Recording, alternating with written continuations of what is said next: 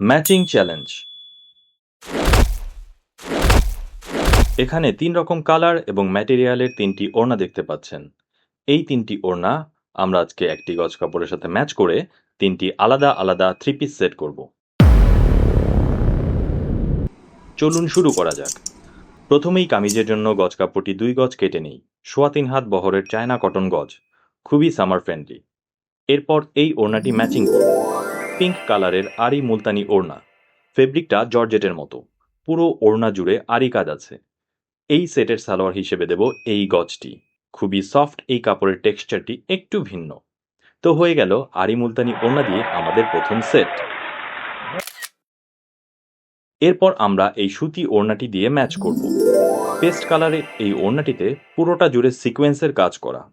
আর এই সেটের সালোয়ার হিসেবে দেব এক কালার স্ল্যাব কটন। হয়ে গেল সুতি ওড়না দিয়ে আমাদের দ্বিতীয় সেট। সর্বশেষ এই কোটা কটন ওড়নাটি দিয়ে আমরা ম্যাচ করব। ওড়নাটার চারপাশে সুন্দর সিকোয়েন্স টার্সেল করা, খুবই সফট। হয়ে গেল কোটা কটন ওড়না দিয়ে আমাদের তৃতীয় সেট। কোন সেটটি সবচেয়ে ভালো লেগেছে জানিয়ে দিন কমেন্টে। প্রতিদিন এমন নতুন নতুন ম্যাচিং সেট দেখতে সাবস্ক্রাইব করুন আমাদের ইউটিউব চ্যানেলে এবং লাইক দিন আমাদের ফেসবুক পেজে।